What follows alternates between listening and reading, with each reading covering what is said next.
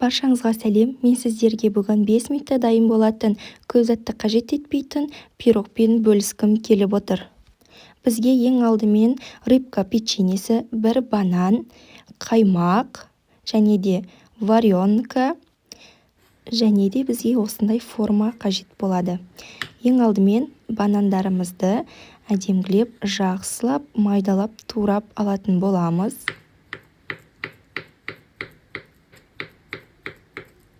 Турап алған банандарымызды осылайынан бір ыдысқа салып аламыз. Оның үстіне 5 ас қасық қаймақ саламыз.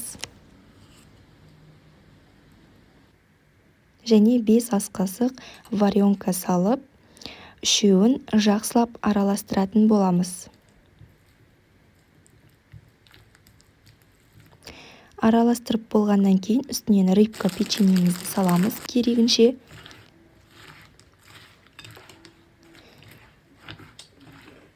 Одан кейін осы формамызға біз осындай пищевой пленкамызды жақсылап орап, формамызға жақсылап біркелкі етіп жайып аламыз осылайынан әдемілеп. Одан кейін бетіне пищевой пленкамызды жабамыз да холодильникке 7-8 сағатқа қатырып қоятын боламыз. Яғни 7-8 сағаттың ішіне форма біркелкі болып, өзі жайлап қататын болады. Ал менде 7-8 сағат тұрды, қатқаннан кейін жақсылап бетін пленкасын шешіп, осылай формамыздан аламыз. Формамыздан шешіп алғаннан кейін сәндік ретінде әртүрлі зат жасауға болады. Мысалы, мен клубника және кивиді таңдадым. Екеуін жақсылап бетіне қойып, осылай сәндік ретінде қолдандым. Балалар жегенге өте ыңғайлы, жұмсақ, тәтті.